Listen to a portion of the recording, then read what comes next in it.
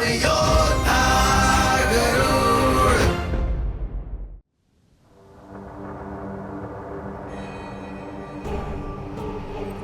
तुम्हें ज्ञात नहीं है गरुड़, तुम्हारे जन्म से पूर्व वृंदा का जीवन कैसा था? मुझे अनुमान है दीदी माँ। मैं 7 लोगों की यात्रा पार करके वैकुंठ गया था।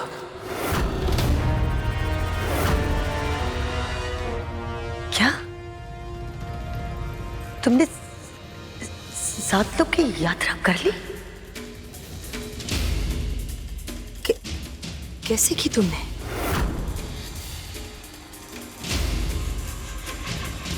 इन पंखों के सहारे दीदी माँ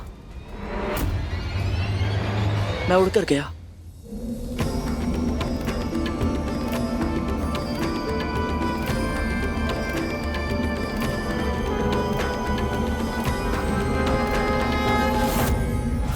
और शीघ्र ही 7 लोग पार करके अपने लक्ष्य तक पहुंच गया।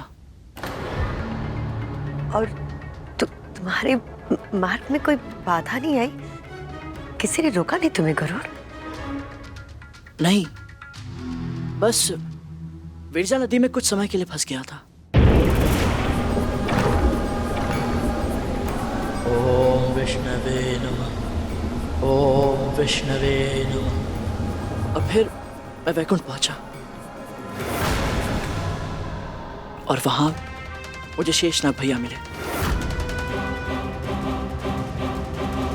और शेषनाग ने तुम्हें देखते ही पहचान लिया? नहीं दीदी माँ,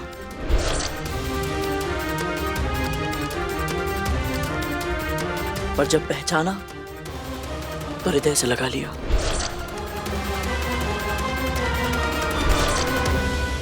कद्रू को और मुझे अनुमान भी नहीं था कि ये पक्षी इतना शक्तिशाली है।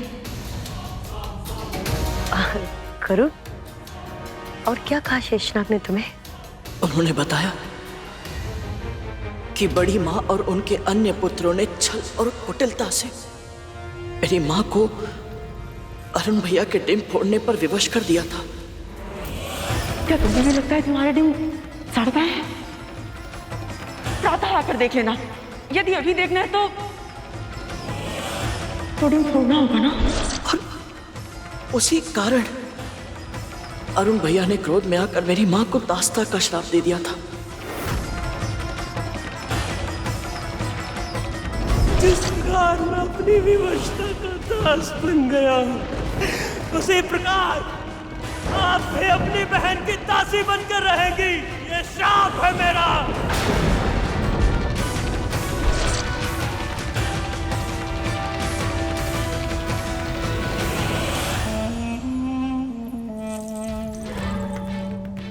गरुड़ को कद्रू के उसके पुत्रों का सत्य पता चल चुका है। अब इसे मूर्ख बनाना संभव नहीं है। यदि मुझे स्वयं को और अपने पुत्रों को इसके क्रोध से बचाना है तो मुझे सब कुछ वैसा ही बताना पड़ेगा जैसा सच में हुआ था।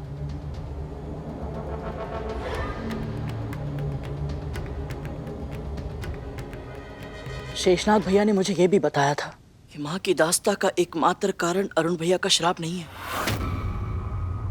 माँ आज जिस स्थिति में है उन्हें वहां तक पहुंचाने में बड़ी माँ ने बहुत महत्वपूर्ण भूमिका निभाई थी। ये सत्य है। अरुण के जन्म के बाद तुम्हारी माँ बहुत दुखी रहती थी। उस दुख के अनुभव से लगभग अर्धमृत हो चुकी थी वो, मानो जैसे कोई पत्थर। मुझे ठीक से स्मरण नहीं है दीदी माँ, पर कभी कभी ऐसा लगता है डिम में होकर भी मैं माँ की उपस्थिति का अनुभव कर पाता था। जब भी वो मेरे पास आती थी मुझे उनका आभास होता था।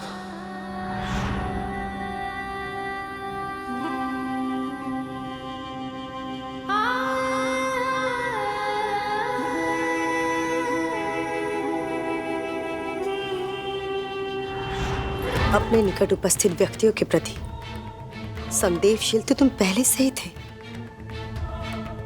उस वक्त तुम्हारी माँ अपने दुखों के पहाड़ों के नीचे दबकर नसुद बुद्ध खो चुकी थी।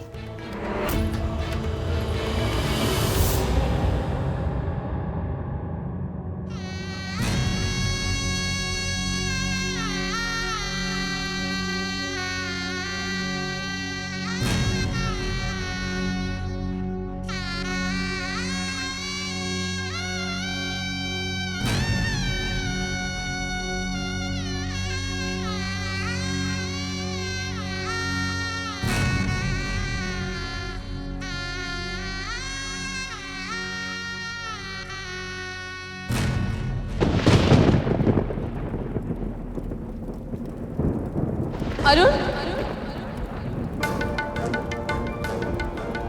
कितनी अभागी हूं मैं।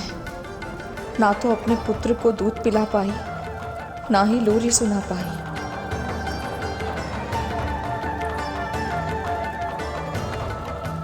और वो भी तो इतनी सी उम्र में अपने घर से, अपनी माँ से इतना दूर है। कौन ध्यान रखता होगा उसका?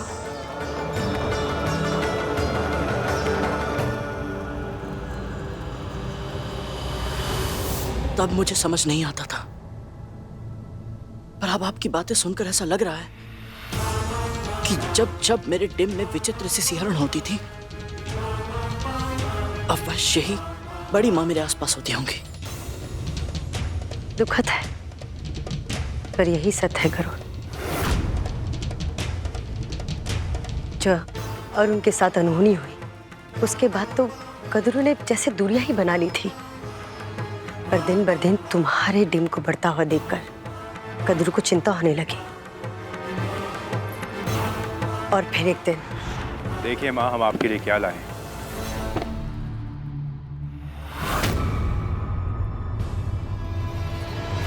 दुनिया के सबसे अनोखे, दुर्लभ और मूल्यवान रत्न। और पता है माँ, इन रत्नों को ढूंढने में और इकट्ठा करके आपके लिए लाने में हमने कितना श्रम किया है, किंतु आपके लिए कुछ भी।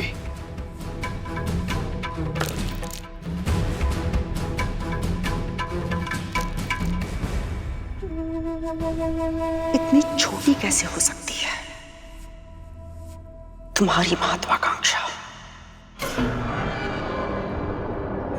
तुम दोनों मेरे पुत्र हो, महारानी कदरू के पुत्र।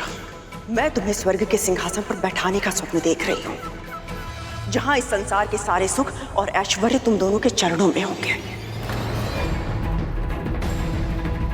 किंतु तुम दोनों इन छोटे छोटे से रत्नों को देखकर इतना अधिक प्रसन्न हो रहे हो।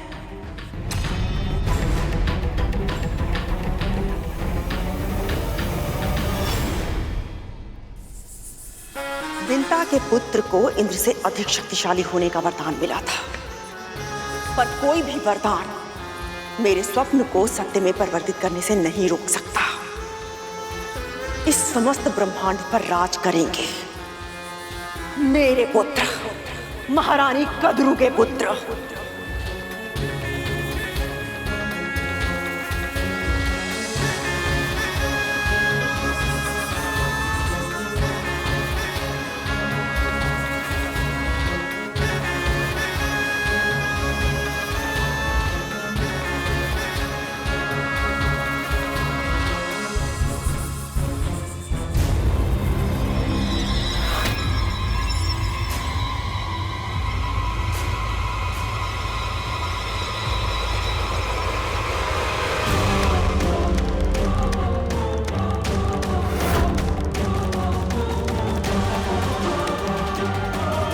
ये मेरा संदेह है या ये डिम अनवरत बढ़ता ही जा रहा है।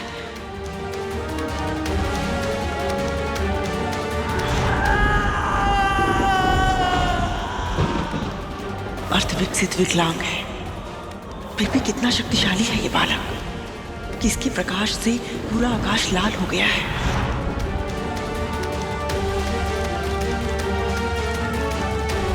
अच्छा ही है ना माँ, छोटी माँ का पुत्र इस डिम से निकलकर जितना बड़ा और शक्तिशाली होगा, उसे युद्ध करके पराजित करने में और पूरा का पूरा निगल जाने में कितना आनंद मिलेगा। मूर्खों की तरह बात करना बंद करो कालिया। किसी योद्धा की सबसे बड़ी कमी क्या होती है जानते हो? अपने शत्रु की क्षमता को स्वयं से कम आंकना।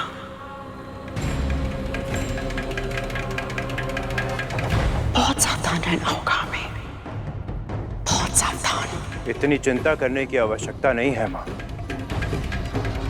अरुण तो पहले से ही अर्थ विकसित है और छोटी माँ वो अंजल त्याग कर स्वयं के प्राण लेने की तैयारी कर रही है।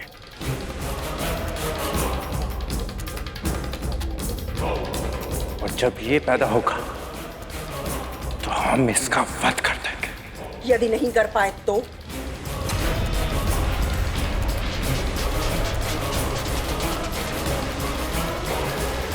इस डिम को ध्यान से देखो तक्षक। 800 वर्षों से ये विकसित हो रहा है। पोषण प्राप्त कर करके ये इतना विशालकाय हो गया है कि उसने सूर्य के तेज को भी ढक लिया है।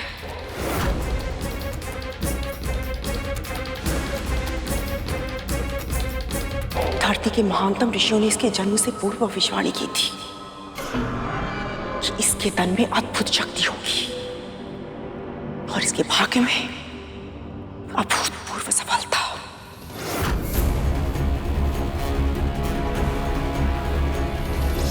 ईश्वर ही जाने कितना शक्तिशाली होगा ये। जब तक हमें उसके सामर्थ्य का अनुमान पूर्ण रूप से नहीं लग जाता, हमें विंता को जीवित रखना होगा। केवल विंता ही है जो अपनी संतान को नियंत्रित करेगी, पर इसके लिए हमें सुनिश्चित करना होगा कि विंता हमारे नियंत्रण में रहे।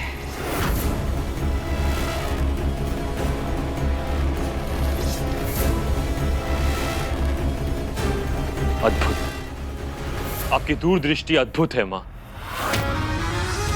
आपकी चालों का उत्तर ना ही छोटी माँ के पास है और ना ही उनकी संतान के पास होगा।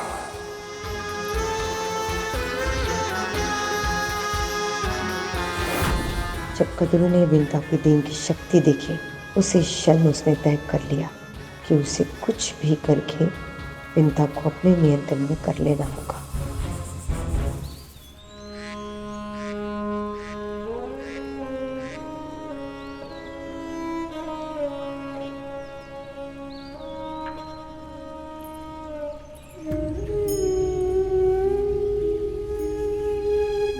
कब तक अपने विचारों की भूल भुलैया में खोई रहोगी विंता?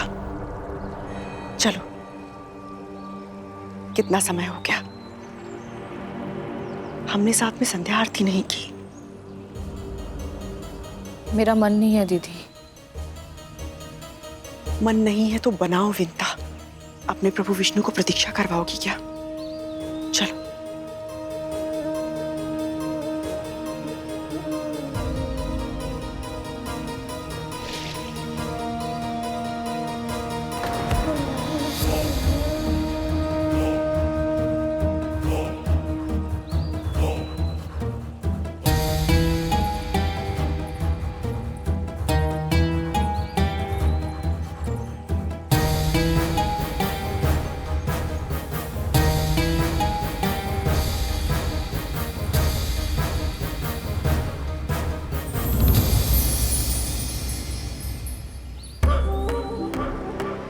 दो दिन से अपने पांव को जल में डालकर बैठी हो। देखो कैसे सुन्न पड़ गए हैं, जैसे जैसे उनमें प्राण ही नहीं है।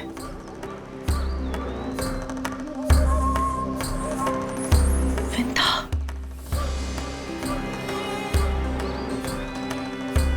अरुण के तो पाँव भी नहीं है दीदी।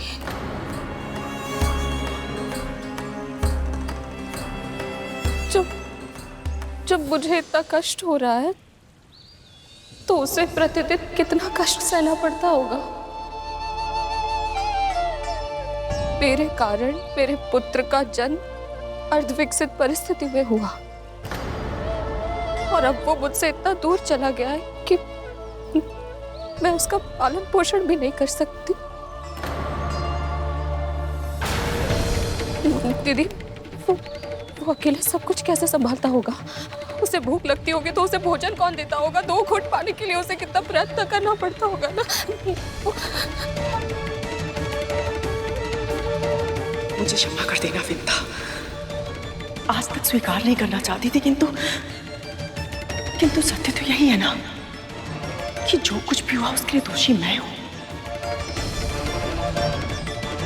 यदि मैं तुमसे नहीं कहती कि मैं 500 वर्षों तक डिम के फूटने की प्रतीक्षा नहीं करूंगी तो अवश्य तुम अपना डिम नहीं फूटती ना।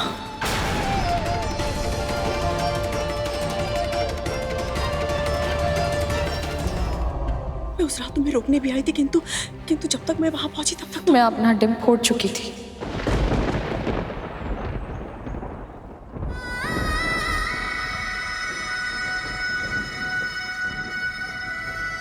आपने तो केवल कहा था दीदी, किया तो मैंने था। अरुण के जाने के बाद स्वामी ने भी मुझसे यही कहा था कि मैं आपको क्षमा कर दूं।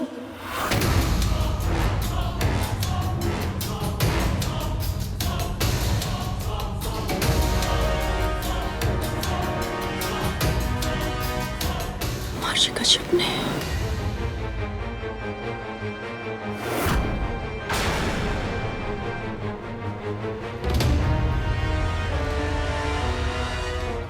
और अब मैं आपसे भी वही कहूंगी जो मैंने उनसे कहा था।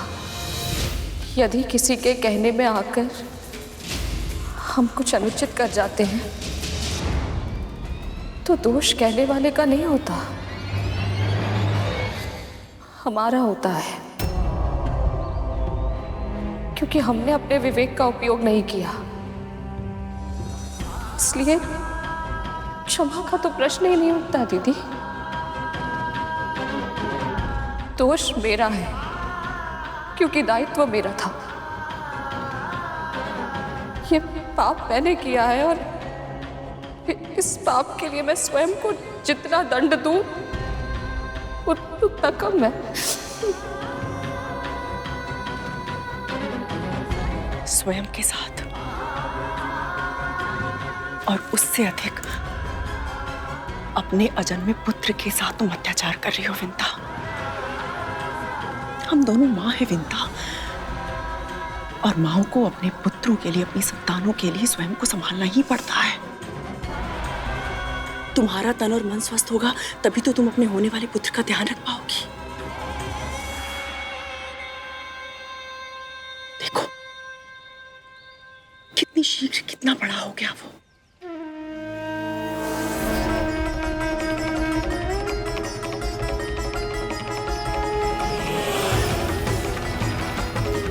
कितना शक्तिशाली होगा वो।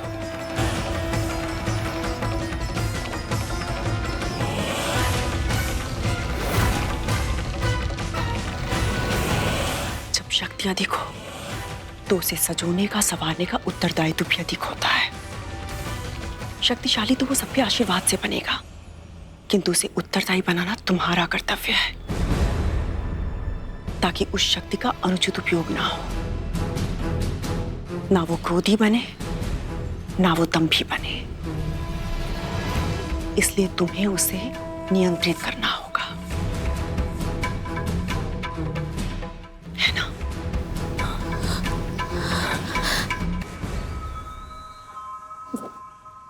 सही कह रही हैं आप।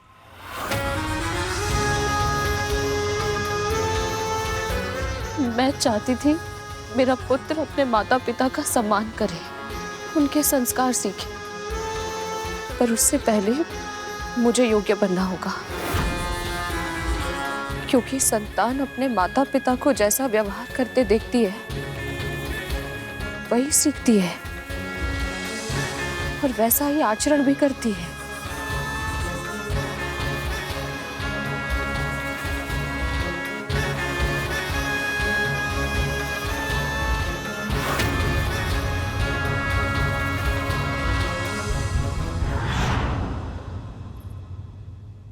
इस तरह से विंता को समझने के बाद कद्रू का व्यवहार विंता के प्रति अच्छा हो गया था। वो उसका ध्यान रखने लगी, उसके खाने पीने, सोने का, सारी चीजों का।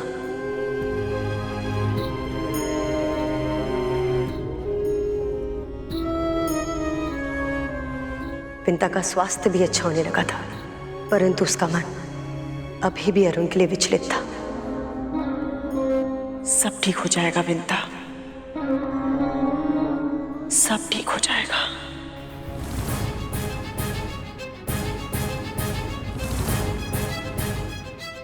सब ठीक तो होना ही है, क्योंकि पहले मैं तुझे समझा बुझाकर स्वस्थ करके अपने नियंत्रण में लूंगी और फिर तेरे माध्यम से तेरे दूसरे पुत्र को नियंत्रित करूंगी। अब वो दिन दूर नहीं जब मेरी महत्वाकांक्षा के आकाश में मेरे पुत्र सूर्य बनकर उदित होंगे और सारे संसार पर छा जाएंगे। और फिर एक दिन मैंने कद्रू को एक ऐसी सूचना दी कि उसको सुनकर विंता खुश हो गई।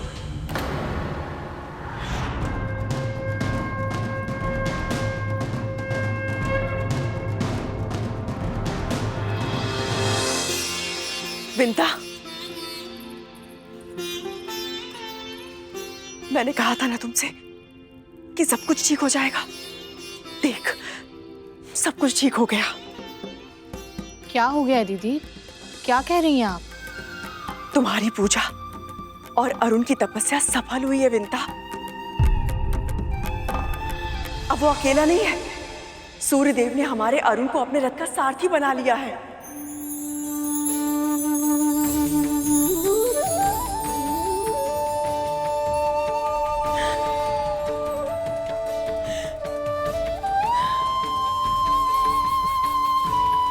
सच? हाँ विंता, बिल्कुल सच। तुम अब प्रतिदिन अपने पुत्र की लालिमा का अनुभव कर पाओगी और वो भी तुमको देख सकेगा। प्रतिदिन विंता, प्रतिदिन। आपको अनुमान भी नहीं है कितनी प्रसन्नता दी है आपने मुझे, कितनी शांति मिली है मेरे हृदय को। अब बस किसी तरह मैं भी आपको प्रसन्नता दे पाऊं। इतनी छोटी सी बात, तुम चाहो तो अभी भी मुझे प्रसन्नता का उपहार दे सकती हो, मेरी एक छोटी सी इच्छा पूरी करके। तुमने चार दीवारी को अपना बंदी गृह बना लिया है। तुम्हें यहां से बाहर निकलना होगा विंता।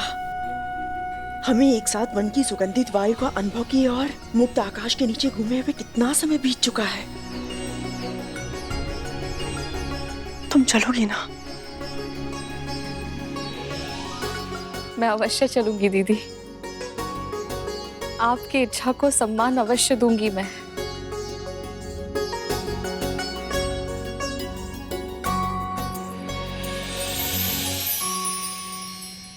मेरी इच्छा तो बस ये है कि तुम्हें इन चार दीवारों से बाहर निकालने के बहाने आजीवन दास्तां की बेड़ियों में बांध सकूं। बड़ी माँ मेरी माँ की भावनाओं के साथ खिलवाड़ कर रही थी। उनके प्रेम, उनके विश्वास का अनुचित लाभ उठा रही थी वो। जब कद्रू अपने चाल को धैर्य के साथ आकार दे रही थी, तब तुम्हारी डीम को दिन पर दिन बढ़ता हुआ देखकर उसकी संतानों के मन में असुरक्षा की भावना पैदा हो रही थी। भविष्य में तुम उनके अस्तित्व के लिए संकट बन सकते हो, विशेष रूप से तक्षक और कालिया।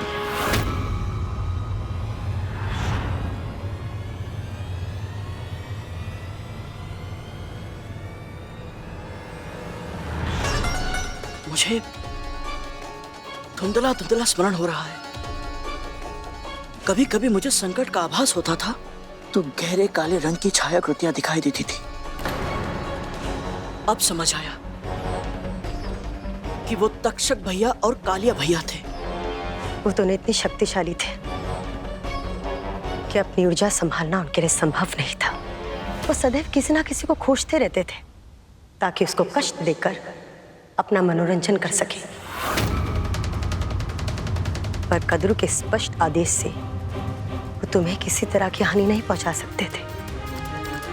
पर उनके स्वभाव में असुरक्षा और जलन थी, इसलिए तुम्हें तंग करने का विचार उनके मन मस्तिष्क से कभी नहीं गया। और फिर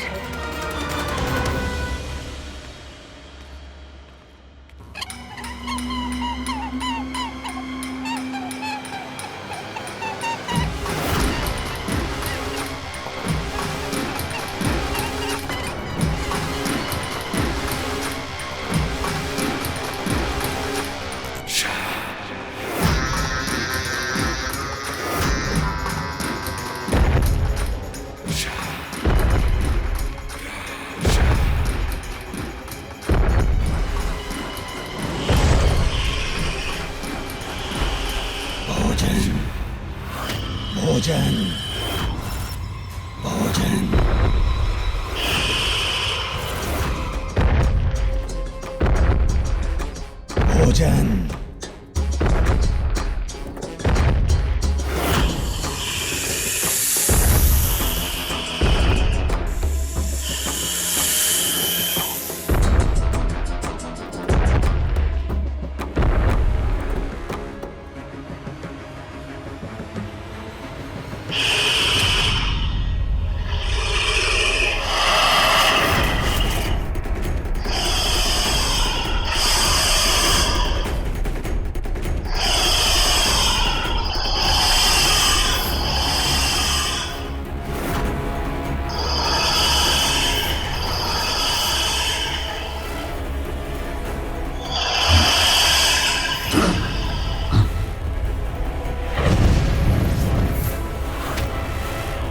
ओ बिन बुलाए अतिथि, किसकी अनुमति से इस स्थान पर प्रवेश किया?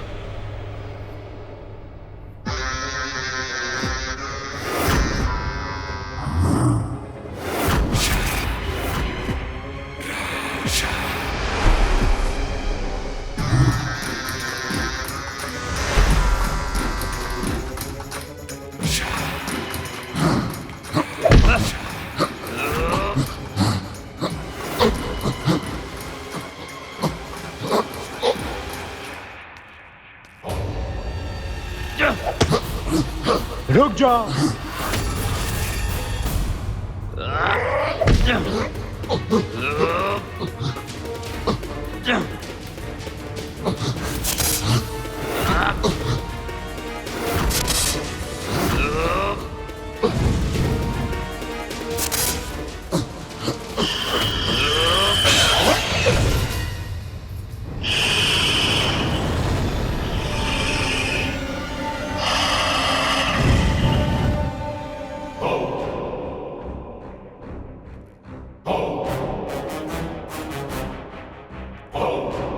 मैंने अभी अपनी विष की क्षमता का पूरा उपयोग नहीं किया, क्योंकि उसे अपना शत्रु बना के क्या लाभ, जिसे हमारा मित्र होना चाहिए। किंतु तक्षक भैया,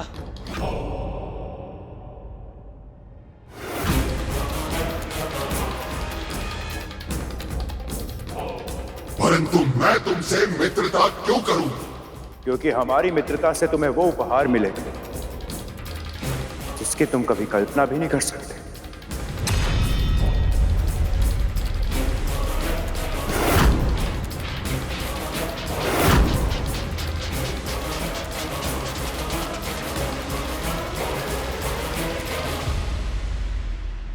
वो डिम देख रहे हो?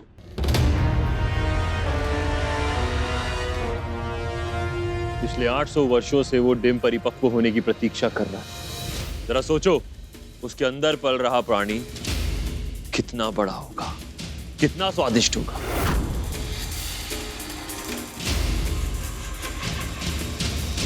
तुम चाहो तो अकेले पूरा का पूरा खा सकते हो।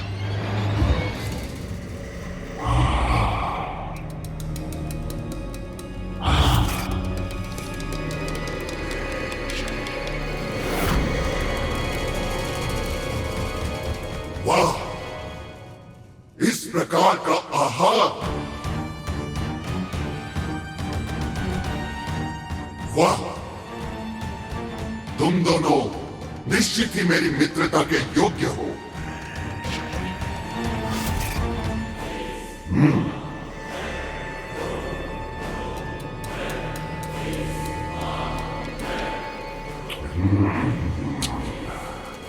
एक बार मैं इसे खा लूंगा तो मेरी भूख लंबे समय के लिए मिट जाएगी।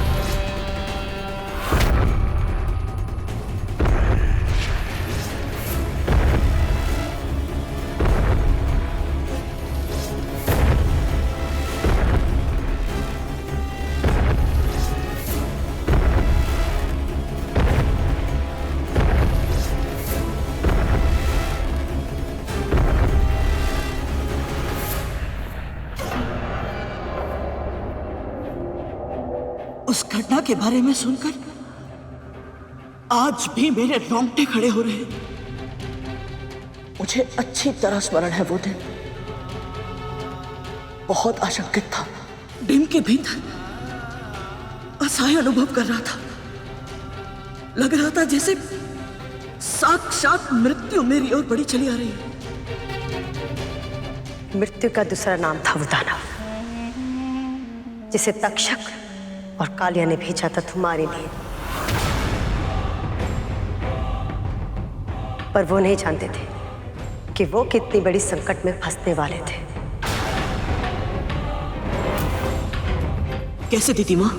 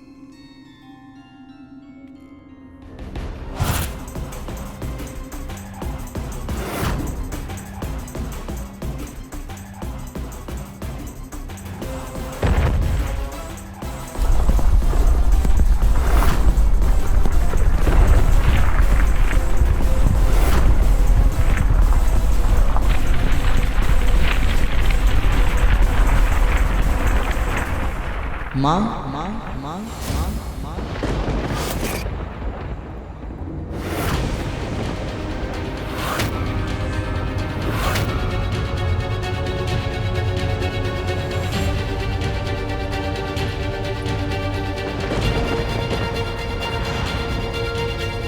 मुझे आभास हो रहा था दीदी माँ कि कोई भयानक दुष्ट छाया मेरे डिम की भारी आवरण को छू रही है। मैंने उसके हाथों के निशान भी देखे थे। बहुत भयभीत हो गया था। बस उस समय मुझे स्मरण हुआ कि माँ हर समय प्रभु विष्णु का नाम जपती रहती है और मैंने भी वही किया। फिर उसके बाद क्या हुआ यह मुझे स्मरण नहीं। मैं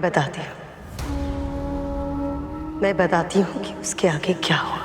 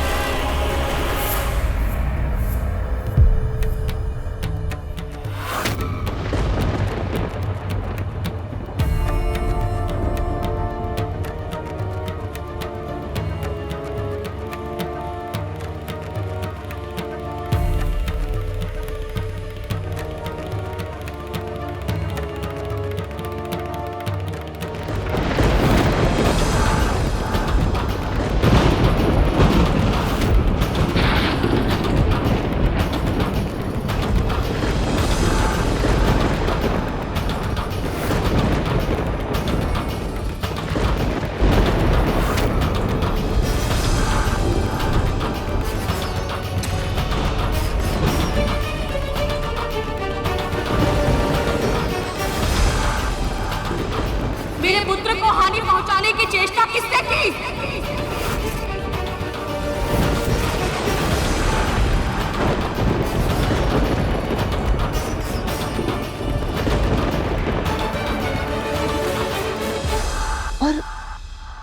माँ तो सदैव प्रसन्नचित्त रहती है। परिस्थिति कैसी भी हो, ना उनका मन भटकता है, ना मस्तिष्क विचलित होता है।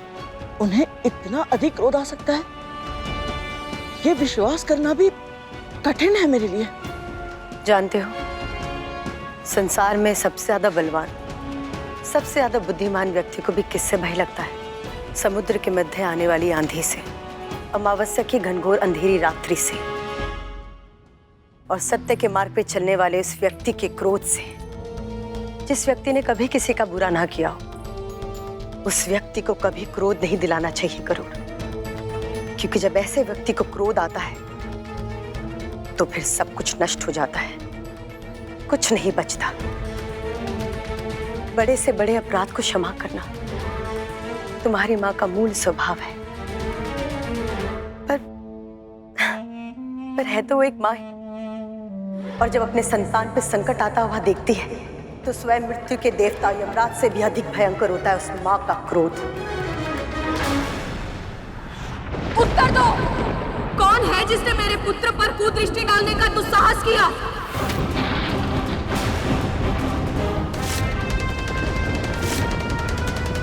कायरों की भांति छिपे मत रहो, सामने आओ। किसका षड्यंत्र है ये? शांत हो जाओ विद्या, शांत हो जाओ। तुमने देखा ना, वो कोई अनजान नहीं था। पर वो था कौन? कैसे आया यहाँ?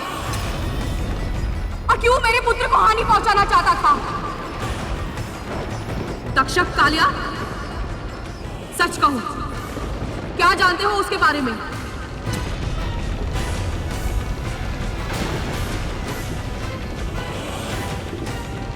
इन्हें कैसे पता होगा? ये तो मेरे साथ आए हैं ना। हाँ छोटी माँ, हम तो अभी अभी आए। हाँ छोटी माँ।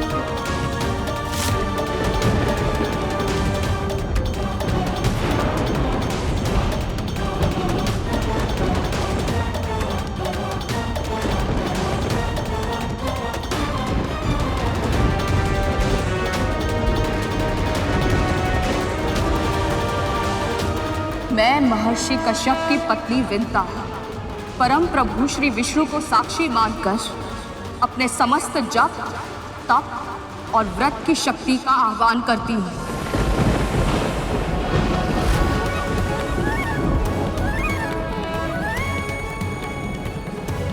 मैं अपने डिंब के निकट रहूं या ना रहूं, यदि कोई भी प्राणी मेरी इच्छा के बिना इस सुरक्षा घेरे को पार करने का प्रयत्न करेगा, वो उसी क्षण जलकर भस्म हो जाएगा।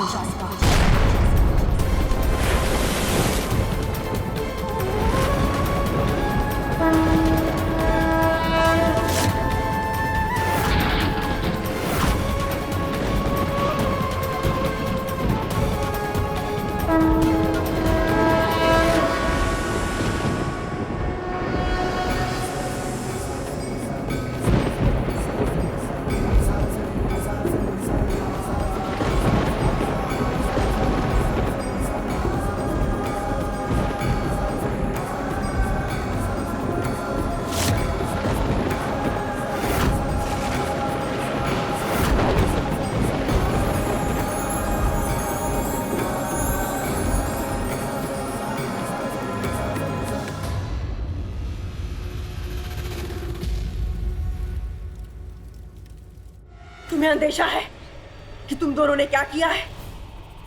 न केवल उस डिम में पल रहे शत्रु का विनाश करने में असफल रहे हो, बल्कि तुम दोनों के कारण अब विंता भी सतर्क हो गई है।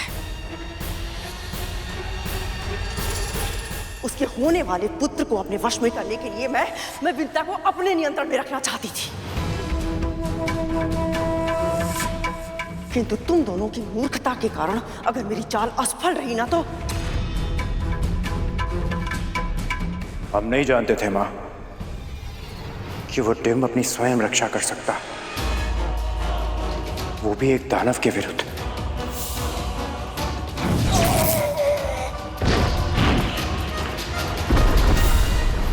हाथी का शावक बल के कारण मतवाला होकर इधर उधर घूमता रहता है, मार्ग में आ रही हर वस्तु को इधर उधर फेंकता रहता है। वो उसे नियंत्रण में रखने के लिए जन्म लेते ही उसके पैरों में बेड़ियां डाल दी जाती है, पर जब वो बड़ा हो जाता है तो और भी बलशाली होने के बाद भी बचपन के अभ्यास के कारण अपनी बेड़ियों को तोड़कर भागने की चेष्टा नहीं करता है। वो हम समझे नहीं मां। उस डिम से इसका क्या संबंध मां? यदि हम भी उस अजन्मे विंता पुत्र को हाथी के शावक की तरह अपने नियंत्रण में रखना चाहते हैं, हमें सुनिश्चित करना होगा कि अपनी शक्तियों के बारे में उसे कभी ना पता चले।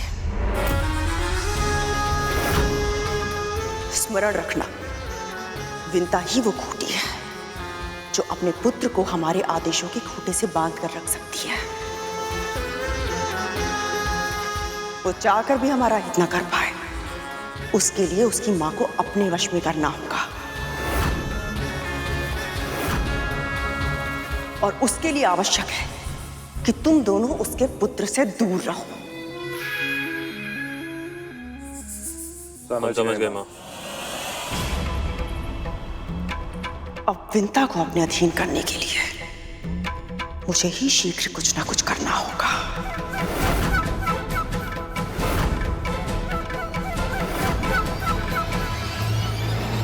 बड़ी मां ने उन्हें इतना समझाया, फिर भी वो सुधरे नहीं थे। मुझे तो छोड़िए, वो दोनों तो अपने छोटे भाइयों को भी तंग करते रहते हैं। बच्चे कच्ची मिट्टी की तरह होते हैं गरुड़। बचपन में अगर उन्हें ममता के स्थान पर अत्यधिक भय का वातावरण मिले तो फिर वो उस भय को जीना सीख लेते हैं। फिर वो दूसरों के साथ भी उसी तरह का व्यवहार करते हैं। उनके अंतर मन को लगता है कि अपने से दुर्बल को तंग करना, उसे कष्ट पहुंचाना, इसमें कुछ भी अनुचित नहीं है। तक्षक और कालिया इतने क्रूर इसलिए हैं क्योंकि कद्रू उनके साथ उतनी कठोर है। आप सही कह रही है दीदी मां।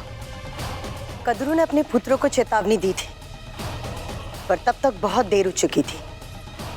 जहां एक और कद्रू अपने अगले चाल की तैयारी कर रही थी, वहां दूसरी ओर वो दानव अपने अगले आक्रमण की नींव रख रहे थे।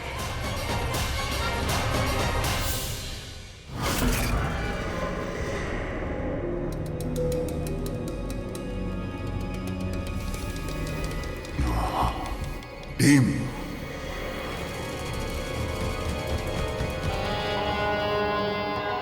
बड़ा टीम,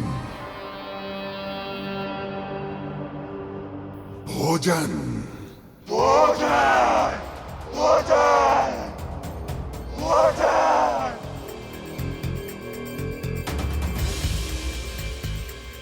शक्तिशाली,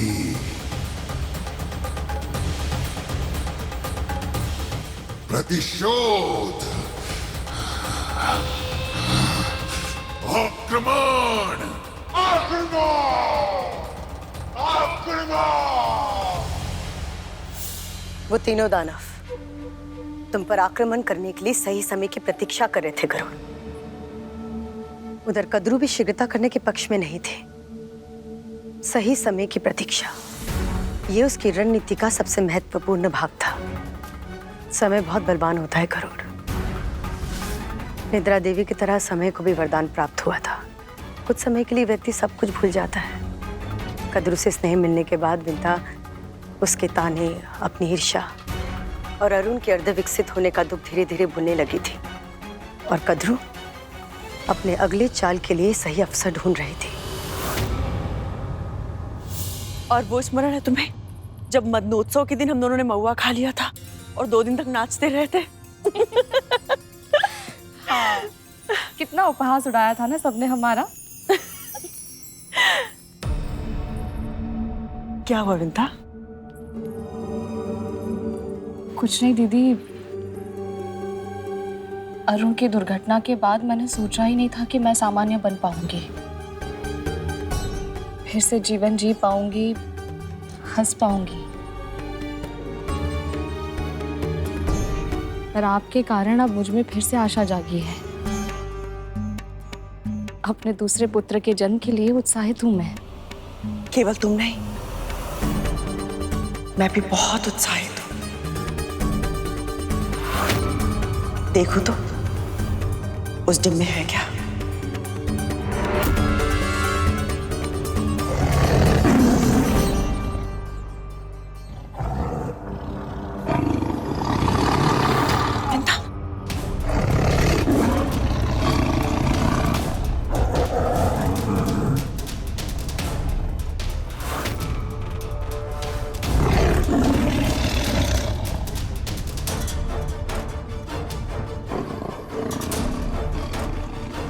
बाघ हिरण शावक को मार डालेगा।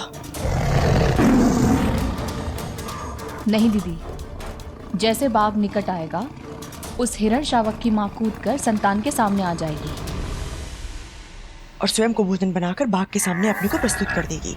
प्रश्न ये नहीं उठता, संकट में सभी सबसे पहले स्वयं के प्राण बचाने के विषय में सोचते हैं, किसी और का तो मन में विचार भी नहीं आता है।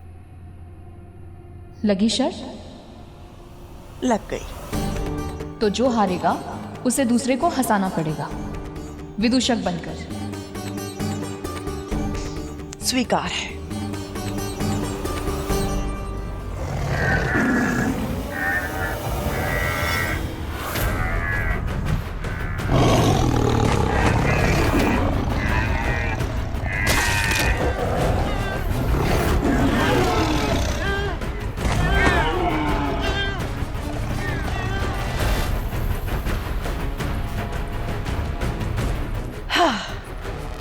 मैं फिर से हार गई। अब विदूषक बनना पड़ेगा मुझे। नहीं नहीं दीदी, मैं तो केवल परिहास कर रही थी। किंतु मैं तो गंभीर थी। शर्त हारी हूं, दंड तो भुगतना ही होगा।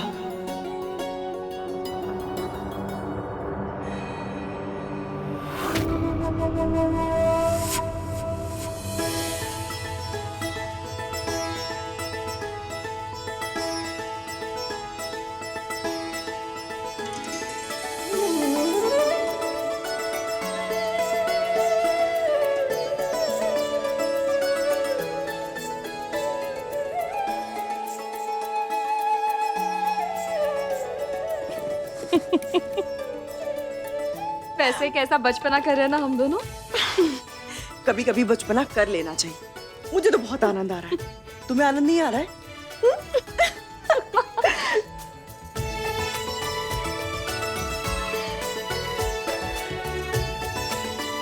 कैसा लग रहा है मस्सा?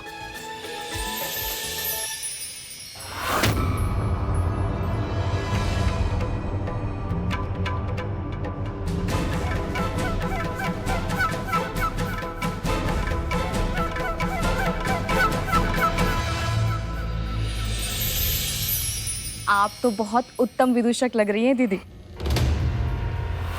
माँ विदूषक के भेष में? इतना घोर अपमान माँ का। चलिए अब कुछ करके तो दिखाइए, हंसाइए हमें।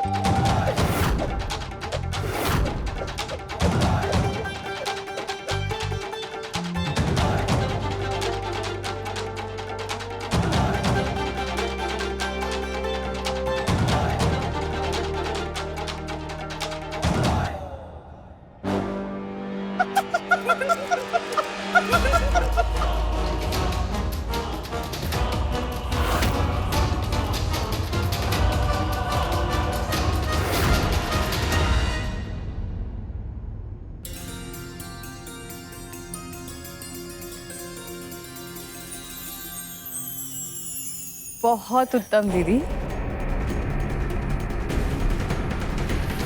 आपने अपनी हार का मान रखा, इससे अधिक कोई अपेक्षा नहीं है मेरी। पूजा का समय हो गया है, मैं चलती हूँ।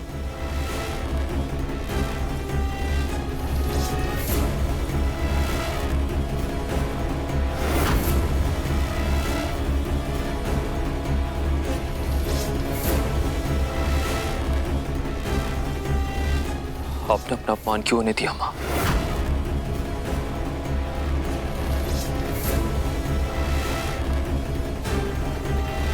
कोई भी बड़ा संग्राम जीतने के लिए एक युद्ध हारना ही पड़ता है। जो अपमान मैंने सहा है,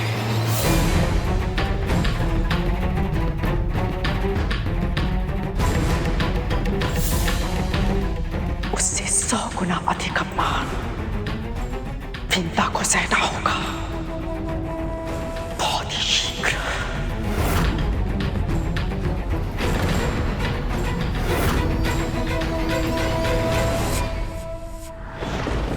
बड़ी माँ का मन इतना काला, इतना गहरा है, उसकी तह पाना असंभव है। मेरी माँ को अवश्य यही लग रहा होगा कि वो परिहास कर रही है। और बड़ी माँ मेरी माँ की प्रसन्नता, उनकी हंसी छीनने का षड्यंत्र कर रही थी। पर मेरी माँ तो बहुत बुद्धिमान है, फिर उन्हें इस बात की भनक क्यों नहीं पड़ी दीदी माँ? क्योंकि तुम्हारी माँ का स्वभाव बहुत अच्छा है करुण। वो सब पर विश्वास कर लेती है, वो भी अत्यधिक विश्वास। लेकिन ये बात भी सत्य है कि कोई व्यक्ति कितना भी अच्छा क्यों ना हो, उसमें एक ना एक अवगुण तो होता ही है। और मेरी माँ में भी है। शर्त लगाना, जुआ खेलना, ये 5 महापापों में से एक पाप होता है। अगर इसकी लत लग जाए ना तो इससे पीछा छुड़ाना आसान नहीं होता। तुम्हारी माँ में भी यही अवगुण था, आनंद के लिए शर्त लगाती थी वो। पर वो नहीं जानती थी कि यही अवगुण एक दिन उससे सब कुछ छीन लेगा। आपके कहने का क्या अर्थ है दीदी माँ?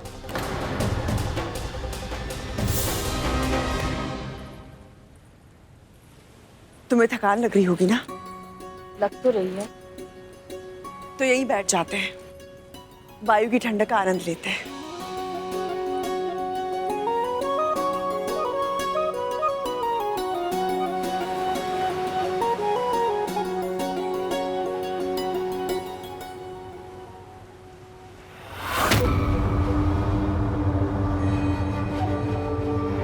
अब कैसे भी करके इसे किसी शर्त में फंसाना है मुझे।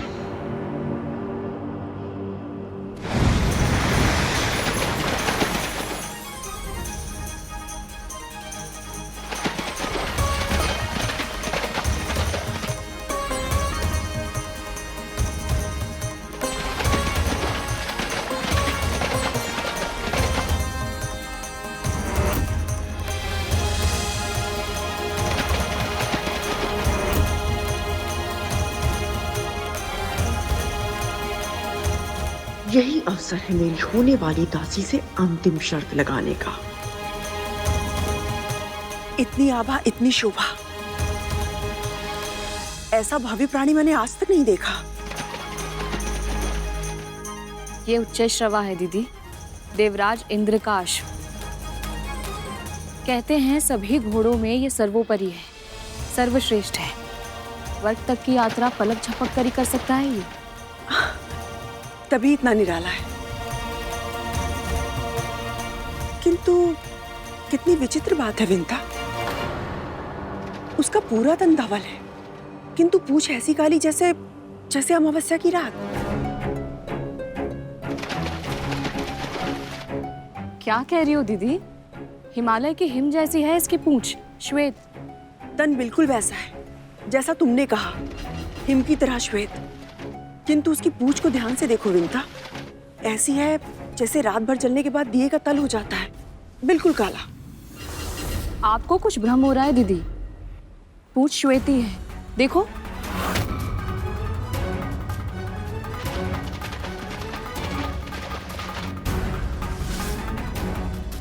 लगी शर्त?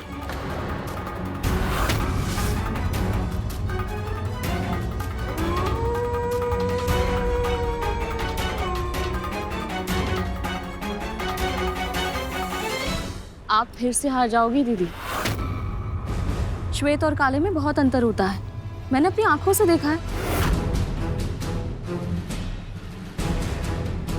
देखा तो मैंने भी है और मुझे अपनी आंखों पर पूरा विश्वास है। अभी तो वो समुद्र में लौट गया है। यदि तुम चाहो तो कल सुबह आके हम फिर से देख सकते हैं।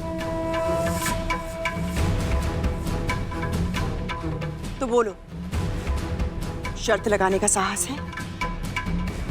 हारने वाले को जीतने वाले की एक बात माननी होगी।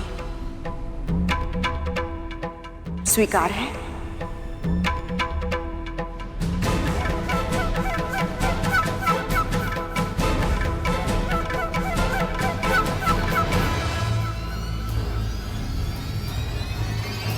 स्वीकार है।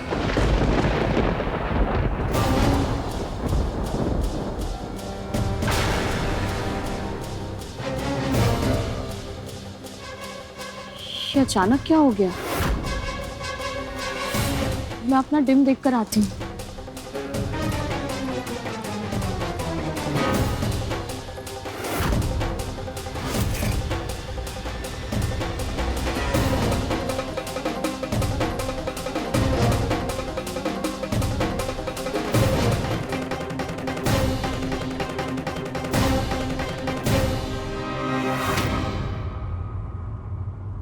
ये तो बिल्कुल ठीक है, तो फिर भ्रम क्यों हुआ मुझे?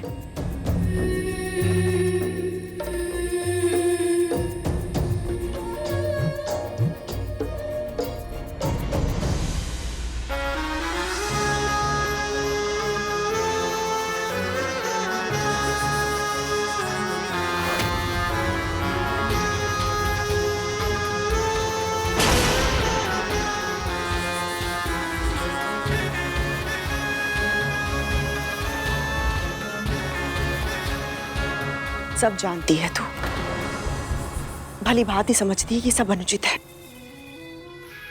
तू क्यों कर रही है ये सब?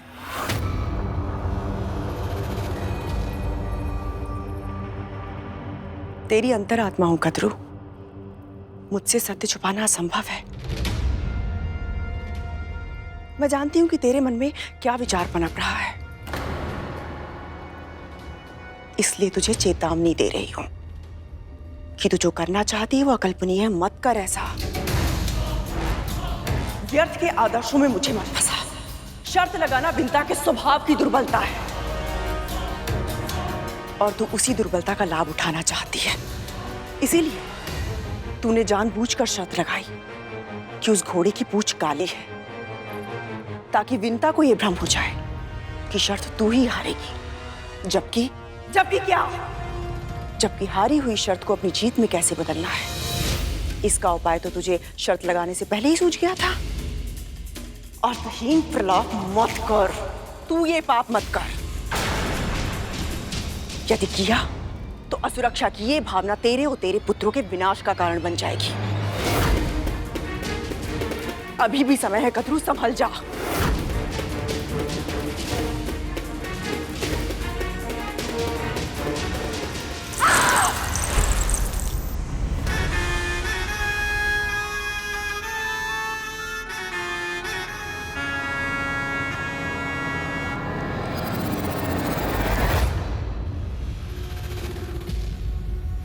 और इस तरह मैंने और विंता ने शर्त लगा ली।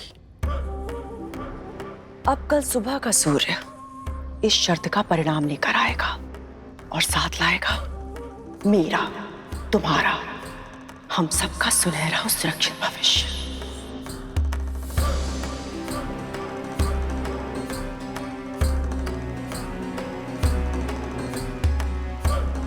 मैं जानती हूं तुम सबके मन में क्या प्रश्न उठ रहा है। यही ना कि जब उच्चैश्रवा की पूंछ श्वेत रंग की है तो उसे काली सिद्ध करके मैं अपनी शर्त को कैसे जीतूंगी?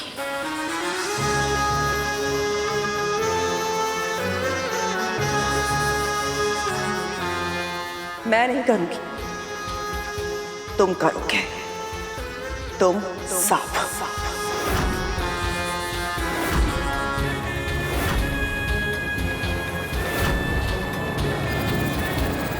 हम सबको?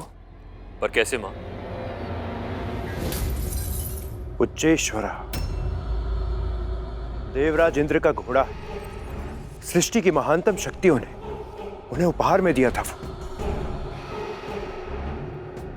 उसकी पूंछ का रंग बदलना हमारे लिए कैसे संभव है मां? उच्चैश्रवा की पूंछ का एक एक बाल श्वेत है, यही चुनौती है ना? तो उपाय भी मेरे सामने है। मेरे 1 सहस्त्र काले नागपुत्र।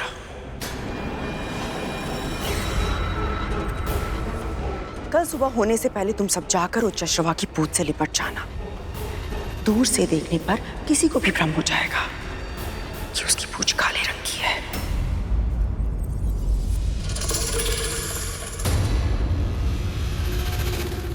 यदि छोटी मां को पता चल गया तो? उसके पहले ही मैं उसे अपनी दासी बना लूंगी। वैसे भी विंता अपने आदर्शों की दासी है। मुख से निकले शब्दों का मान वो अवश्य रखेगी। माँ, ये कार्य तो बहुत कठिन है, हमें तो भय लग रहा है। हाँ माँ, मुझे भी। ये नहीं हो पाएगा। हमारे बड़े भाई है ना माँ, उनके रहते हुए आपको हमारी क्या आवश्यकता? हमें आज्ञा दीजिए माँ।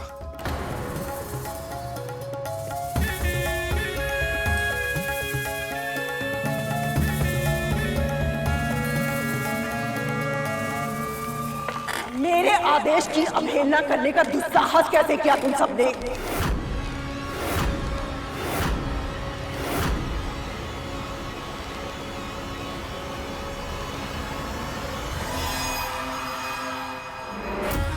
मां होने के नाते जप तप व्रत जो मुझे करना पड़ा मैंने वो सब किया ताकि मुझे सामर्थ्यवान और शक्तिशाली पुत्र प्राप्त हो। कितनी कठिनाइयों का अनुभव किया है मैंने, कितने कष्ट सहे हैं मैंने, और आज भी विंता को दासी मैं मेरे लिए नहीं बना रही हूं, तुम लोगों के लिए बना रही हूं, ताकि भविष्य में होने वाला उसका पुत्र तुम सबको कोई हानि ना पहुंचाए। और तुम लोग मेरी एक छोटी सी इच्छा पूरी नहीं करना चाहते?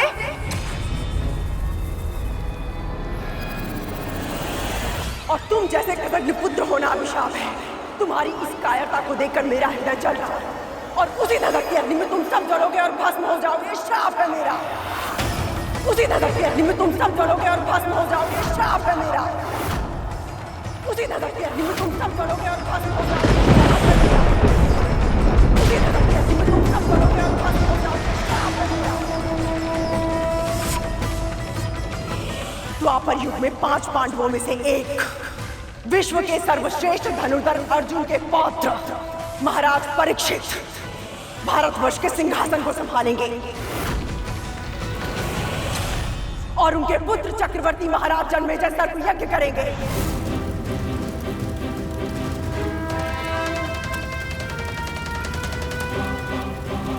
और उसी ज्वाला में चलकर तुम सब भस्म हो जाओगे।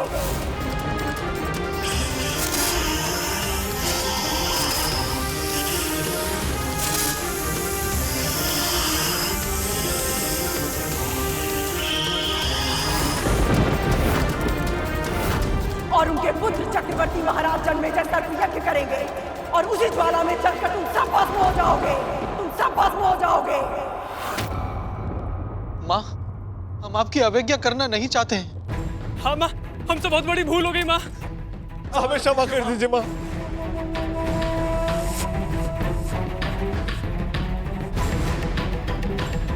शांत हो जाए मां, शांत हो जाए।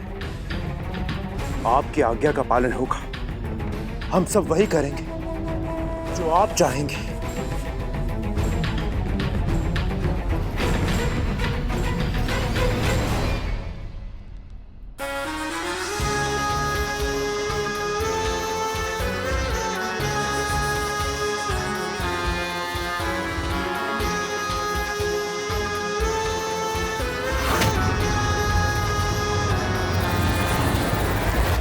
और वो तो माँ है। अपने ही पुत्र को इतना भयंकर श्राप कैसे दे सकती है वो? क्या उनके हृदय में तनिक भी ममता नहीं है? पुत्रों के लिए जब प्रेम अंधा हो जाता है तो विवेक साथ छोड़ देता है। फिर उस व्यक्ति को उचित अनुचित कुछ समझ में नहीं आता। कद्रू के साथ भी यही हुआ था। वो अपने पुत्र से बहुत प्रेम करती थी। वो उनको सफलता के सबसे ऊंचे स्थान पर देखना चाहती थी और ये उसके जीवन की एकमात्र महत्वाकांक्षा बन गई थी। पर तुम्हारे जन्म के कारण गरुड़, उसे अपना स्वप्न टूटता हुआ दिखाई दिया और वो इतनी असुरक्षित हो गई कि अपने बच्चों का हित करने के प्रयास में अनजाने में उनका अहित कर बैठे। फिर क्या हुआ दीदी माँ?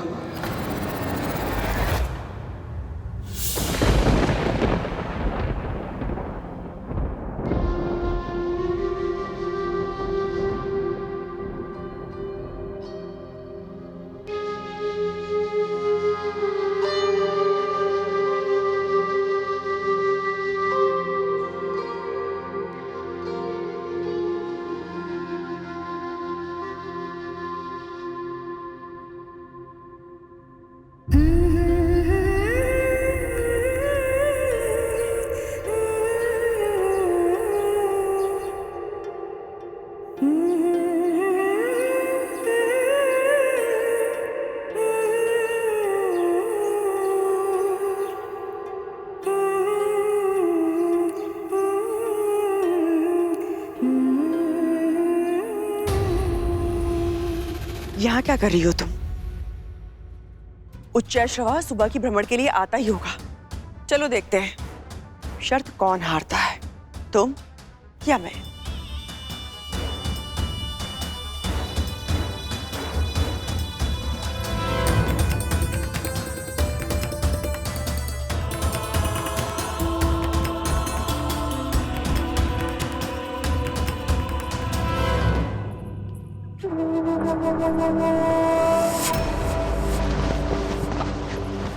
कैसी अभागी माँ है विंता।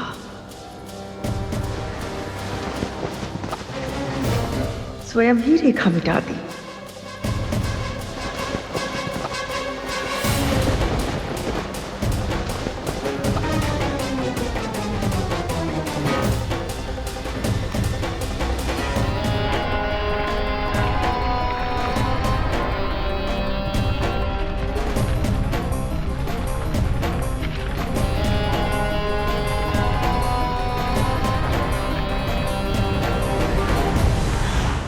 एक और दानव तुम पर आक्रमण करने के लिए आगे बढ़ रहे थे, वहां दूसरी ओर तुम पर आए संकट से अनजान तुम्हारी मां अपनी बहन के बिछाए हुए जाल में पूरी तरह से फंस रही थी।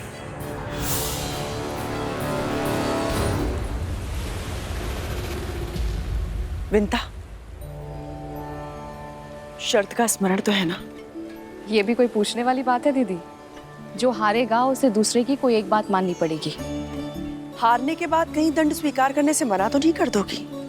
आप तो ऐसे कह रही हैं जैसे आप अपनी बहन को जानती नहीं। बातों में मत उलझाओ,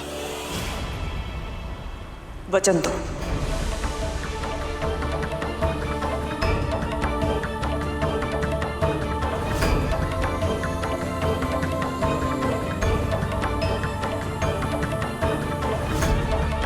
वचन देती हूँ मैं आपको, यदि मैं शर्त हारी तो आप जो कहेंगी स्वीकार होगा मुझे।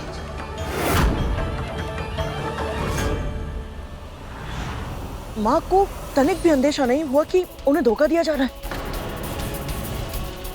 बोलिए माँ, क्या हुआ था? मुझे बताइए। बोलिए दीदी माँ।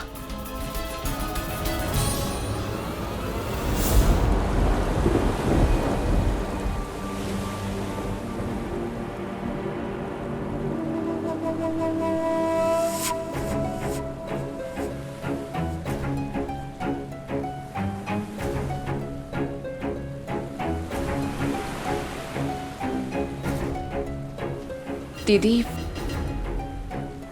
न जाने क्यों मुझे अपने डिम की चिंता हो रही है। मैं उसे एक बार देख कर आती हूँ। विंता, कुछ ही पलों की बात है। उच्चैश्रवा आता ही होगा, फिर हम दोनों चलेंगे ना उसे देखने। और वैसे भी चिंता का कारण क्या है? तुम्हारी इच्छा के बिना डिम को छूना तो दूर, सुरक्षा घेरे के भीतर भी कोई नहीं जा सकता है ना?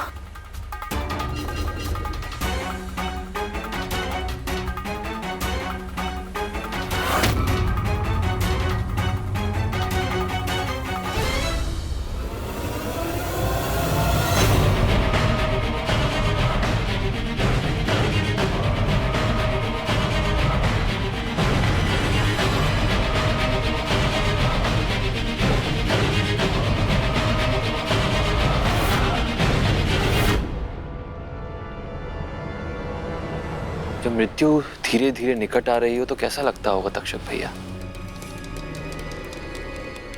यदि ये जीवित रहता तो अवश्य पूछते करेगा।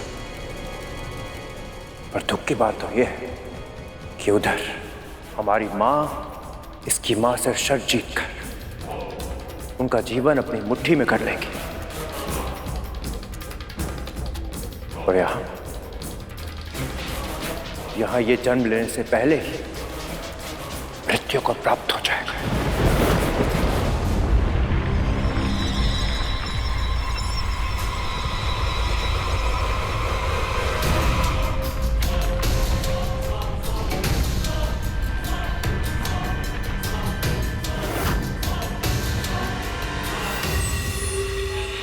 प्रतिशोध, भोजन, आनंद।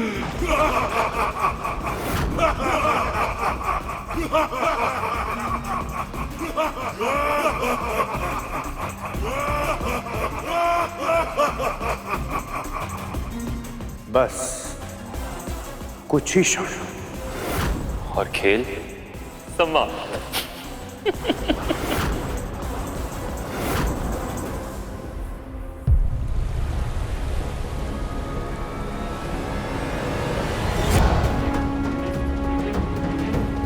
क्या हुआ? दीदी मेरा मन नहीं मान रहा है। मैं बस एक बार उसे देखा हूं, मैं शीघ्र ही लौट आऊंगी। शर्त हारने की आशंका से भय लग रहा है और बहाना पुत्र का बना रही हो।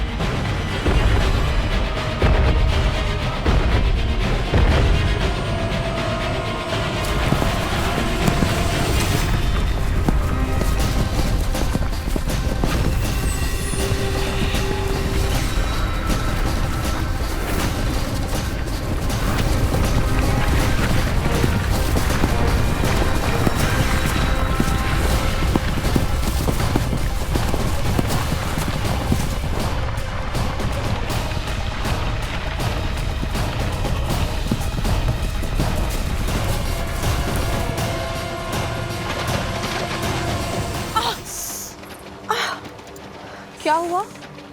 मेरा नेत्र। संभव है कि वायु के तीव्र वेग से रेत का कण चला गया है। दिखाओ मुझे।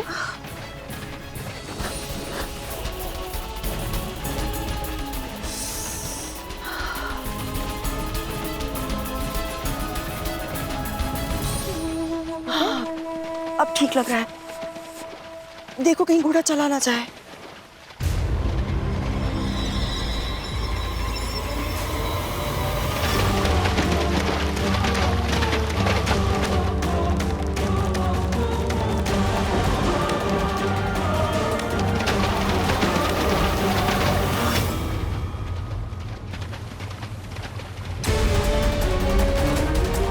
असंभव। शाबाश मेरे पुत्रों। ये कैसे संभव है? कल तक तो इसकी पूंछ श्वेत रंग की थी। तो आज किस रंग की है? आज काले रंग का। पर इसका अर्थ क्या हुआ?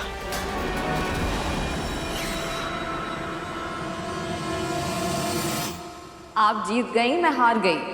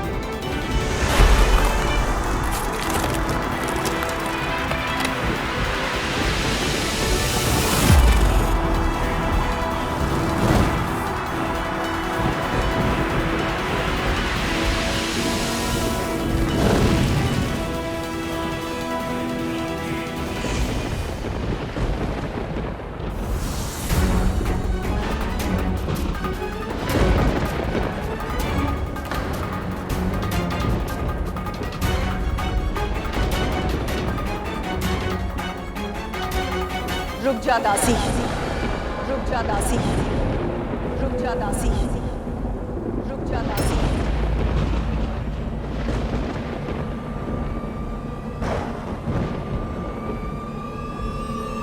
क्या पुकारा आपने?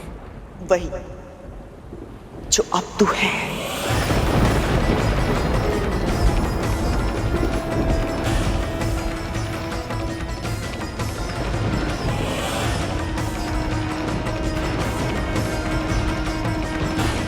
शर्त के अनुसार विजेता हारने वाले से कुछ भी मांग सकता है। तूने वचन दिया था मुझे, इसलिए अब तुझे मेरी दासी बनना पड़ेगा।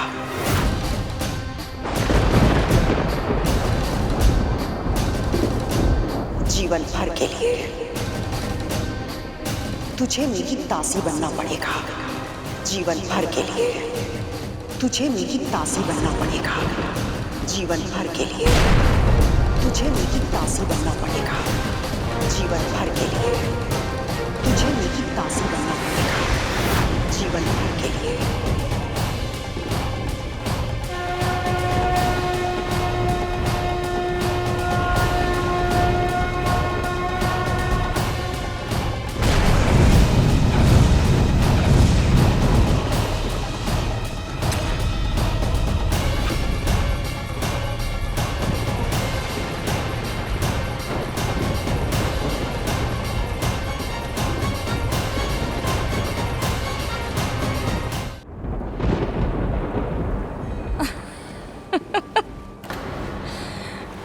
आपको विदूषक बनना पड़ा, इसलिए अब आप मेरे साथ परिहास कर रही हो।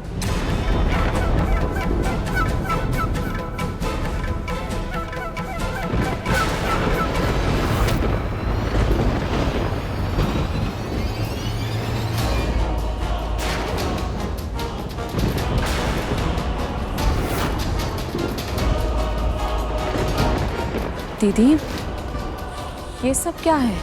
परिहास नहीं है, तेरी सच्चाई है।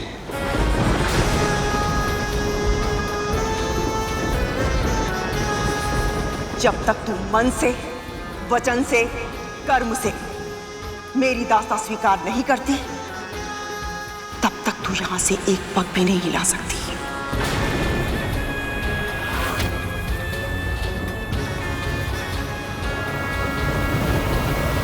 पर बहनों में शर्त केवल परिहास के लिए परिहास तेरे लिए होता होगा, मेरे लिए कभी ना समाप्त होने वाली पीड़ा का आभास था। बार बार अपमान का विष पीने की पीड़ा, बार बार स्वयं से अधिक चतुर, अधिक आदर्शवादी बहन से कम रह जाने की पीड़ा।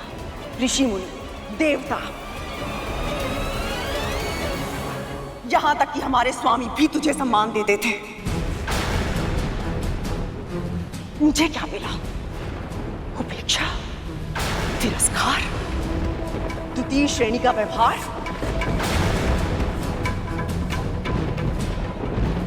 जीवन भर तुझसे पराजित होती रही, किंतु आज एक ही बार में तेरा जीवन जीतूंगी मैं। यदि मुझे पता होता मेरी जीत से आपको इतना कष्ट होगा, तो वो सारी शर्तें मैं जानबूझकर हार जाती। आदर्श बहन होने का ढोंग मत कर मेरे सामने। घुटनों के बल बैठ और मेरी दास्तां स्वीकार कर। मेरी दास्तां स्वीकार कर। मेरी दास्तां स्वीकार कर। मेरी दास्तां स्वीकार कर।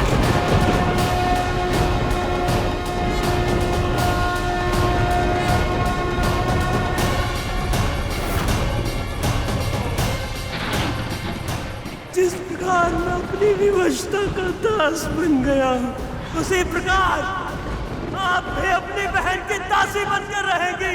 ये श्राप है मेरा।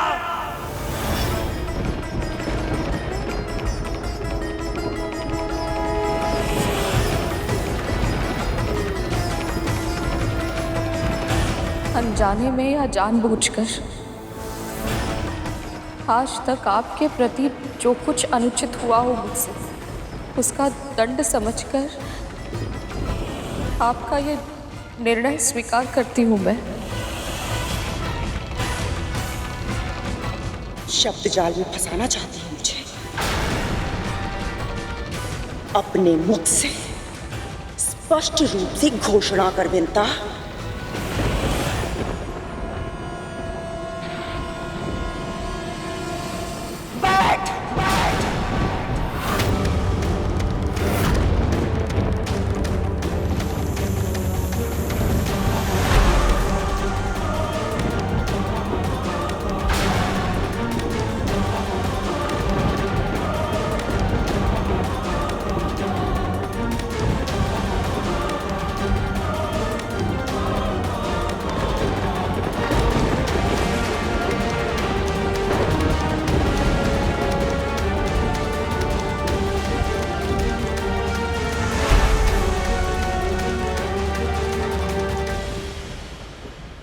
मैं महर्षि कश्यप की पत्नी विंता अपने धर्म को साक्षी मानकर मन से, वचन से और कर्म से जीवन भर के लिए अपनी बहन कद्रू की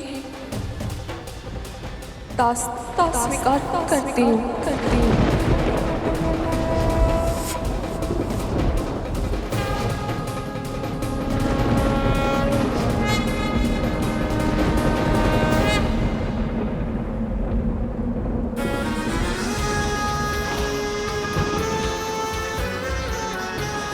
धूमल, कार्य सिद्ध हो गया है।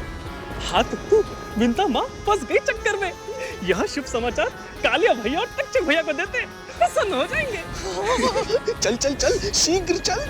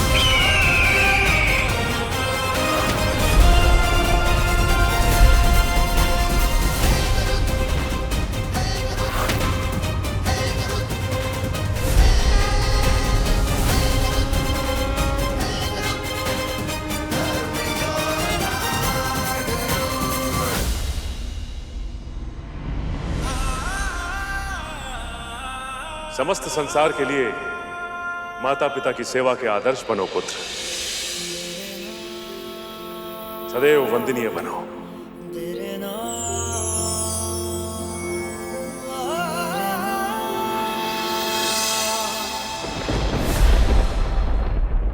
सुविकसित, सुदृढ़ तन, इतना शक्तिशाली है मेरा भाई। सभी देवताओं को, परमपिता विष्णु को मेरा कोटि कोटि धन्यवाद, कोटि कोटि प्रणाम।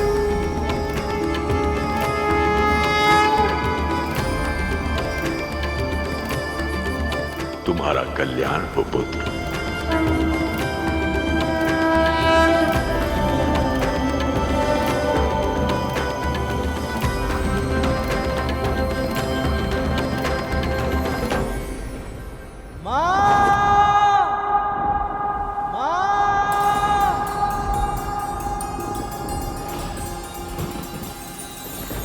पुत्र, तू, तेरा अजन्मा पुत्र दोनों मेरे नियंत्रण में होंगे।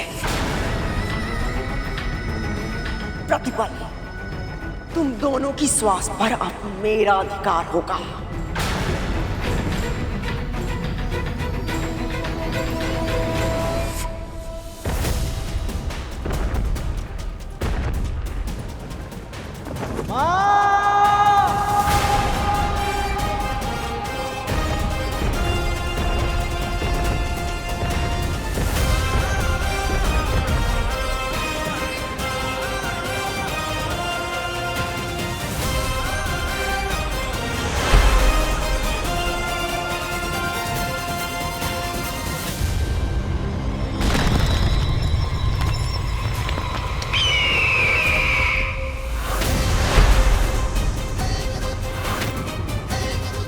कालिया भैया।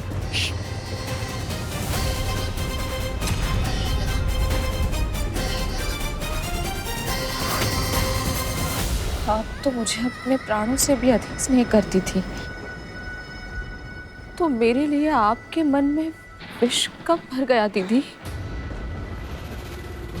अभी तक तो मेरे पुत्र ने जन्म भी नहीं लिया और अभी से आपने उस निर्दोष बालक के श्वासों को भी अपने अधिकार में ले लिया। पिछले 1 सहस्त्र वर्षों से मैं अपने पुत्र के जन्म की प्रतीक्षा कर रही हूँ। उसके जन्म के बाद मुझे प्रसन्नता मिलती, उससे पहले ही आपने मुझे दासी बनाकर हम दोनों को जीवन भर के लिए दुख दे दिया। क्यों दीदी, क्यों? मैं जानती हूँ तू, समस्त संसार, ऋषि मुनि देवता सब मुझे ही दोषी मानेंगे। मुझे इतिहास में क्रूर बहन के रूप में पहचाना जाएगा, किंतु मेरा कारण जानने का कोई भी प्रयास नहीं करेगा और मुझे कोई परवाह नहीं है। मेरे पुत्रों के हित के लिए मुझे जो भी करना पड़े मैं वो सब करूंगी, और उसके लिए मुझे चाहे कोई भी मूल्य क्यों ना चुकाना पड़े।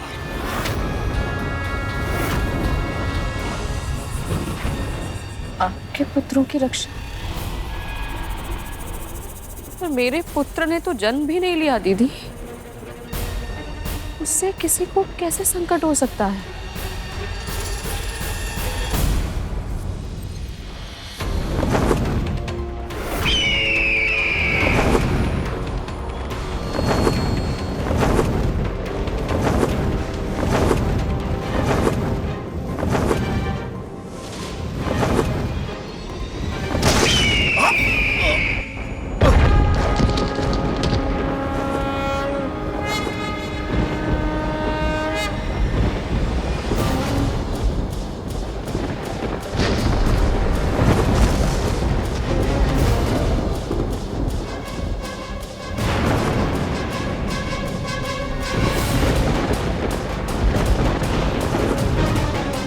मेरा विश्वास कीजिए दीदी, मेरा होने वाला पुत्र आपके पुत्रों का भाई होगा, वो उन्हें कभी हानि नहीं पहुंचाएगा। भविष्य वर्तमान के गर्भ से जन्म अवश्य लेता है विंता, किंतु उसके अधीन नहीं होता है। मैंने 1 सहस्त्र महाशक्तिशाली पुत्रों को पाला है, उन्हें अनुशासन में रखना कितना कठिन है ये मैं अच्छे से जानती हूँ। अभी तेरा पुत्र तेरी बात मान जाएगा, किंतु भविष्य में जब वो बड़ा हो जाएगा, जब उसे अपनी अंतहीन शक्तियों के बारे में पता चलेगा, यदि तब उसने मेरे पुत्रों को प्रताड़ित किया तब क्या करूंगी मैं? इससे पहले कि तेरा पुत्र मेरे पुत्रों के लिए संकट बन जाए, तुझे मेरी दासी मरना पड़ेगा, तुझे मेरी दासी मरना पड़ेगा, तुझे मेरी दासी मरना पड़ेगा। तुझे नियंत्रित करके तेरे माध्यम से तेरे पुत्र को अपने नियंत्रण में रखूंगी मैं, पुत्र को अपने नियंत्रण में रखूंगी।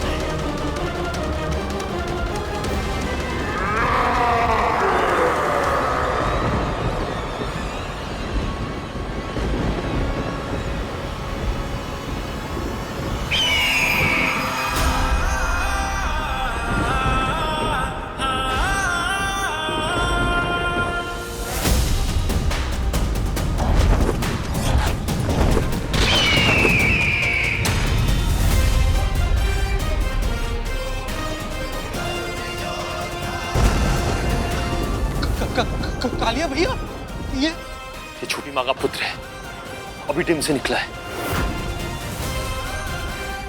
माँ सत्य ही कहती है, इसे केवल छोटी माँ ही नियंत्रित कर सकती है। चल उन्हें सूचना देते हैं।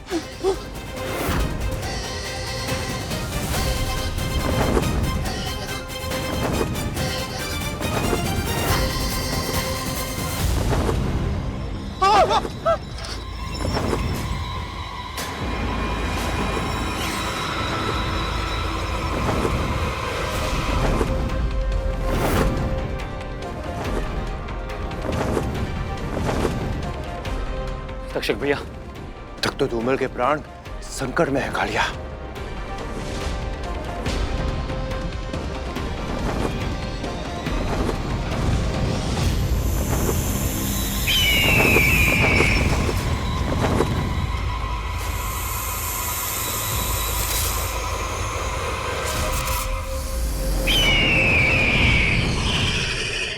यदि आपने निश्चय कर लिया है तो ऐसा ही होगा।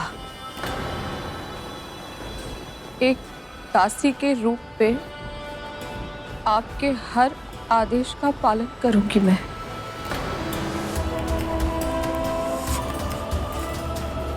तुझसे यही अपेक्षा थी मुझे,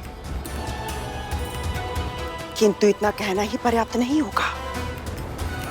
तुझे मुझे एक और वचन देना होगा। तू कभी अपने होने वाले पुत्र को यह नहीं बताएगी कि तू मेरी दासी क्यों बनी और कैसे बनी, क्योंकि जिस दिन उसे सत्य के बारे में पता चल गया वो तुझे छुड़ाने का प्रयास अवश्य करेगा।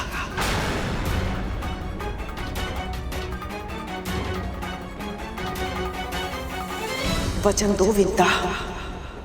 मैं वचन देती हूँ, अपने पुत्र को अनुशासन सिखाऊंगी, बड़ों के आदर का महत्व बताऊंगी और उससे अपने आदर्शों का पालन करवाऊंगी। मैं दासी क्यों बनी उसे कभी नहीं बताऊंगी।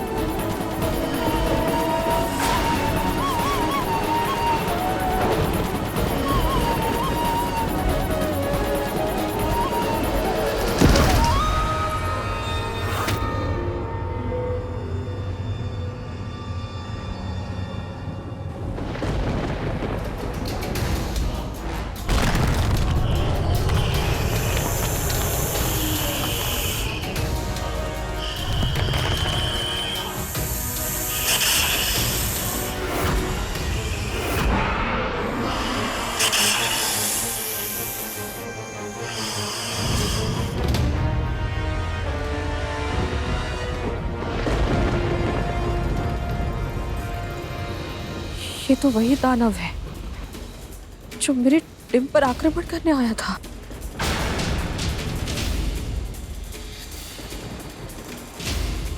इसका ये हर्ष किसने किया?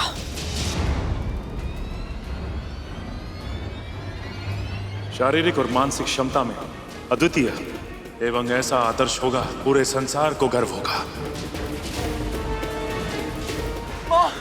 माँ, हो गया। क्या हो गया? वो हो गया। तुम लोग इतने भयभीत क्यों? क्या हो गया है?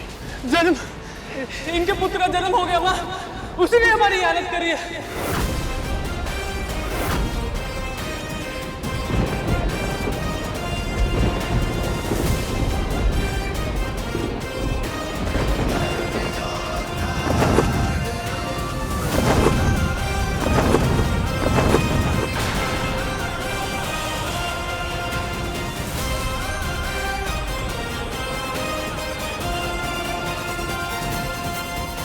मेरा पुत्र, उसका जन्म हो गया। कैसा होगा वो? स्वस्थ सुविकसित तो होगा ना? उसके सब अंग प्रत्यंग ठीक तो होंगे?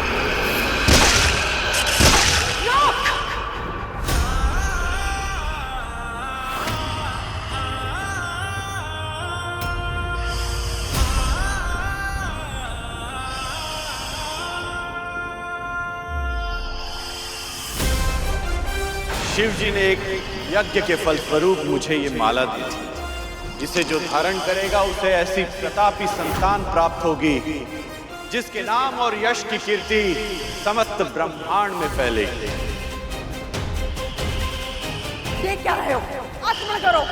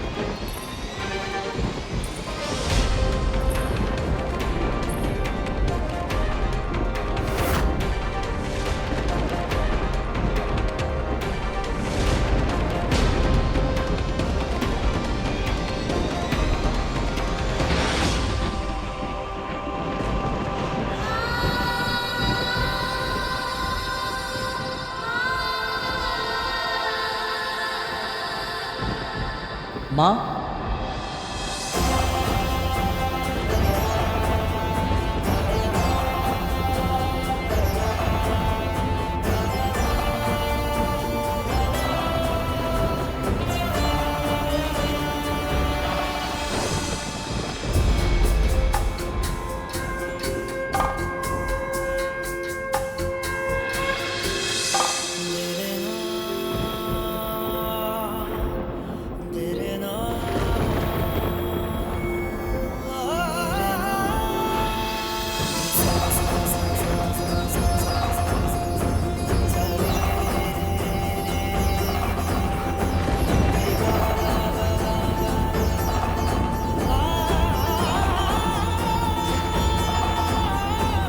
तो स्वस्थ है, पूर्ण विकसित है।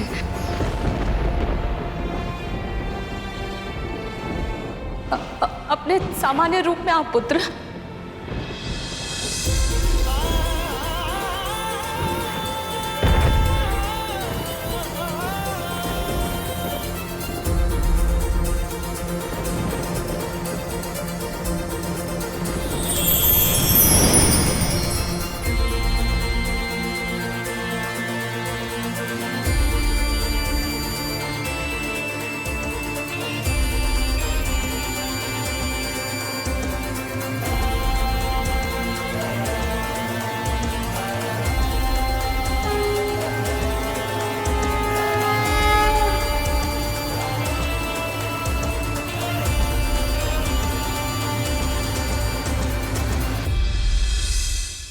पक्षीराज गरुड़ के साहस भरे कारनामे देखने के लिए चैनल को सब्सक्राइब करें और साथ ही बेल आइकॉन दबाना न भूलें।